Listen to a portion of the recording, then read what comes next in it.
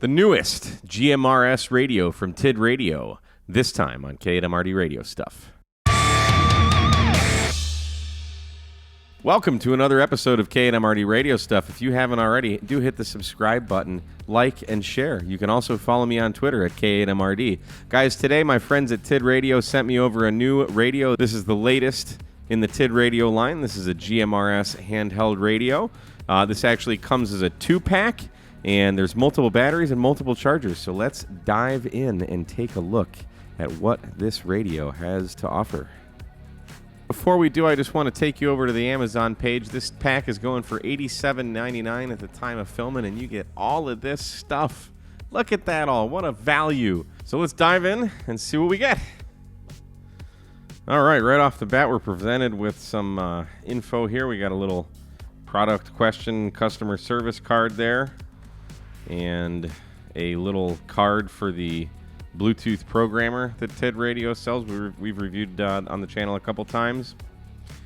We get a quick start user's guide. Now, why this is in here is completely beyond me. We'll get to programming in a minute, but they're suggesting downloading Chirp or going to walkie-talkie software and downloading their own software for this. Then we have a nice user manual. Now, I will tell you, this user manual is actually very well written. One of the more better manuals I've read from Chinese manufacturers. They actually go pretty in depth with, like what all the menus are and what they do and why and all that stuff, as opposed to just kind of telling you this is this function without giving you really any real indication of what it actually does. So nicely written manual. Then we're presented with not one, but two beautiful. These are very nice. These are very nice radios. All nice, rugged plastic body. Comes with a battery included. Very, very nice. We'll get to that in a minute. We get two radios. And then underneath here, we have more stuff.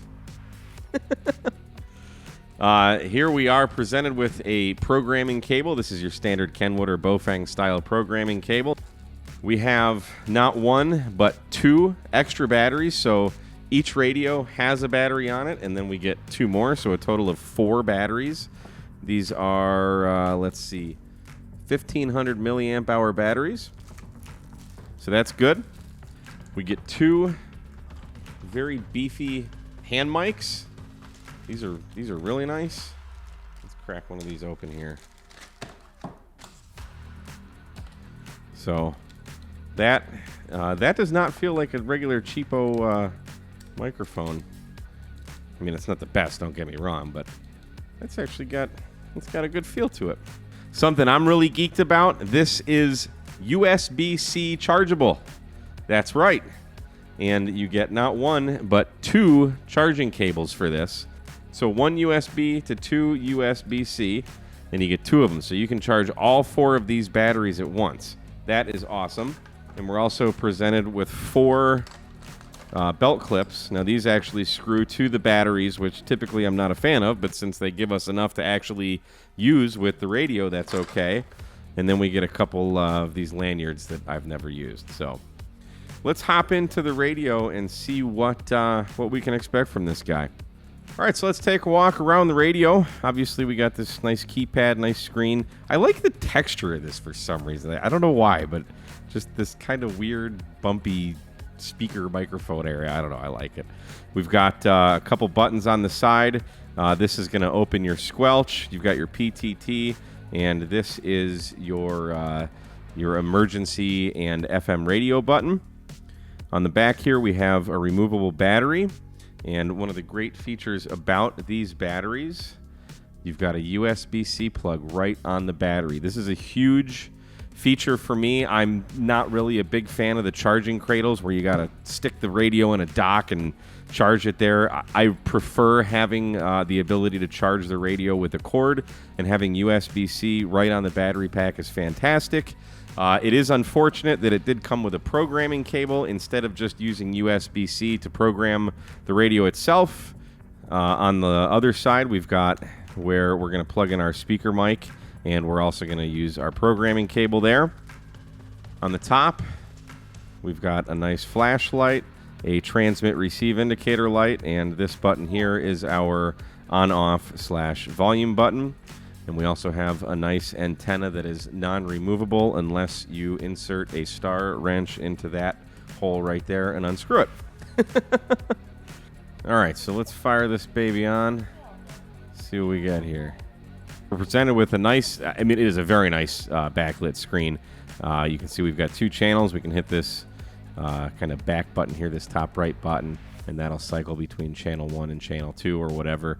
You've got your up-down arrows that'll cycle between your different channels. You can just type in whatever channel you want. So say I want to go to channel 13, type 013.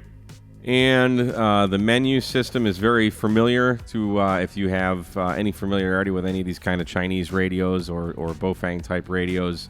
They're all very, very similar. And let's see, we've got 41 total menus there. And as we cycle through here, squelch, your frequency step, your power saver. This will basically regulate how much time it's receiving versus how much time it's sleeping. Your voice-operated transmission level. You can set the bandwidth, backlight brightness. This is just how long it stays on. It's not an incremental, like low brightness, high brightness. This D-Weight, that's your dual standby. And we're actually going to turn that on, and you're simply going to hit the menu button, and that'll be what highlights the selection area, and then you can hit the up or down buttons to make any changes. Then hit the menu button again. It'll confirm it, and now it's saved. We've got a beep. You can turn that on or off. Timeout, timer, receive, digital coded squelch, receive, continuous tone coded squelch system, and then your transmit DCS and your receive or transmit CTCSS. Voice. This is that voice. We're going to turn her off. Sorry. See you later, lady. Let's see. DTMF, S code. So I don't know what some of these are. I haven't read the manual completely thorough, but it's got every function you'd ever need in it, honestly. Direction, that's your split for repeaters, whether it's a plus or a minus or none. And then you have your offset, where you will actually adjust the plus or minus step for your transmit. So you can program repeaters, you can save memories, you can delete memories. You've got an alarm mode. You can also seek like what tones are coming. If you're hearing a repeater, you can see if there's any tones coming out of it, or someone else's radio. If they're transmitting with a transmit CTCSS or DCS code, this will pick that up, so you can figure out what frequencies and tones they're using. You've got a squelch tail. That'll basically, when you unkey, it'll get rid of the squelch tail that's often left when you unkey a radio. RPSTE, I can't remember what that is. I don't know what repeat RL is. Roger beep, repeater tone, open set. So there's just what message you want when it's open. I don't think there's really anything customizable in there. Language, English or Chinese. I don't know what hopping RX is, but that sounds pretty neat. And then reset all. And sync. I'm not sure what sync is either. Next, I want to show you what I'm talking about with this whole programming thing. So, yes, you can program this radio via computer. I can't because I'm on Mac. But let's hop over to their website. So if we just go over to walkietalkiesoftware.com and then click on software, scroll down, and you can download the TD-H5 software. Now here's the catch. Once you hit download, they want you to log in with an email and a password. Well, that's right where I'm going to stop, because I don't feel like logging in with an email and a password to download software to program a radio that I just purchased. So, TID Radio, you need to get rid of this little wall here and just let people program their radios. It is not supported by Chirp as of the recording of this video, and it's also not supported by this TID Radio Bluetooth programming dongle, which I love. I love this thing. So let's get an on-air test and see how this thing sounds, and then we'll plug it up to the watt meter, see if this actually puts out 5 watts, and we'll wrap it up. This is a test of the TID Radio TD-H5 GMRS radio. 1, 2, 3, 4, 5, 5, 4, 3, 2, 1. The quick brown fox jumps over the lazy dog. Check 2, sibilance. This is a test of the TIDRADIO TD-H5 with the external hand mic. 12345 54321. The quick brown fox jumps over the lazy dog. Check two, sibilance. So I'm just going to plug a little adapter on here. Plug this in to our watt meter and see what kind of power output we get. It's rated at 5 watts. Now on channels 8 through 14, this is the legal limit is 500 milliwatts max. So I'm on channel 13, which is automatically set to low power, and we're getting about 1/4 of a watt there. Now if we go to channel 1 and key up, this is on high power. Now this is rated for 5 watts. We'll see what happens. 3.5 watts, brand new, freshly charged battery. So little short there. Man, you're not even 4 watts like a Bofang. And to my knowledge, there's no way to change the power. So we get 1/4 watt and, what did I say, about 3.6 watts. So final thoughts on the TIDRADIO TD-H5. Well, overall, I think the build quality is fantastic. It's very, very rugged. Like I said, I don't worry about dropping it. The speaker's plenty loud. You're not going to have to worry about hearing it outside. You know, it's a good radio. But there are some downfalls. You advertised this as a 5-watt radio. We only saw 3.6 max with a brand new fully charged battery. So, you know, if you want to advertise it as a 5-watt radio, make sure that it does 5 watts, or just advertise it as a 3-watt radio, and when you get 3.6 watts out of it, you're happy. It's called under-promise and over-deliver. I really don't have any big issues with this radio. I think if you're just getting into GMRS or you're just getting into radio, this would be a fine radio to have. It's not hard to program by hand. It's great, okay?